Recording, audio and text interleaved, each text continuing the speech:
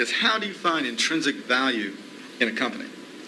Well, intrinsic value is the number that if you were all-knowing about the future and could predict all the cash that a business would give you between now and Judgment Day, discounted at the proper discount rate, that number is what the intrinsic value of a business is. In other words, the only reason for making an investment and laying out money now is to get more money later on, right? That's what investing is all about. Now, when you look at a stock, when you look at a bond, assuming it's the United States government bond, it's very easy to tell how much you're going to get back. It says it right on the bond. It says when you get the interest payments. It says when you get the principal. So it's very easy to figure out the value of a bond. It can change tomorrow if interest rates change. But the cash flows are printed on the bond. The cash flows aren't printed on a stock certificate. That's the job of the analyst, is to print out, change that stock certificate, which represents an interest in the business, and change that into a bond and say, this is what I think it's going to pay out in the future.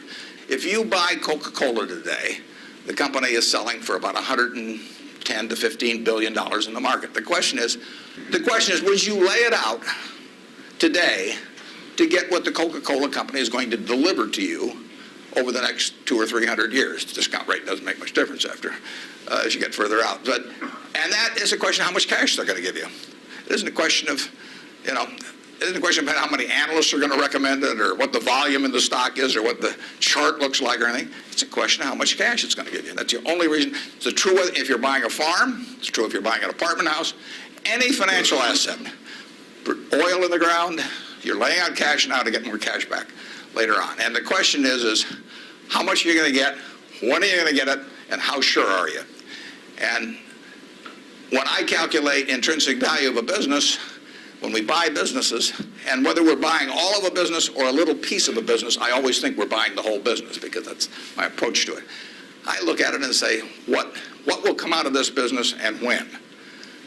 And what you really like, of course, is them to be able to use the money they earn and earn higher returns on it as you go along. I mean, Berkshire has never distributed anything to its shareholders, but its ability to distribute goes up as the value of the businesses we own increases.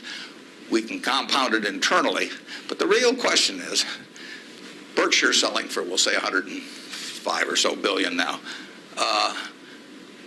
What can we distribute from that 100? If you're going to buy the whole company for 105 billion now, can we distribute enough cash to you soon enough to make it sensible at present interest rates to lay out that cash now? And that's what it gets down to. And if you can't answer that question, you can't buy the stock.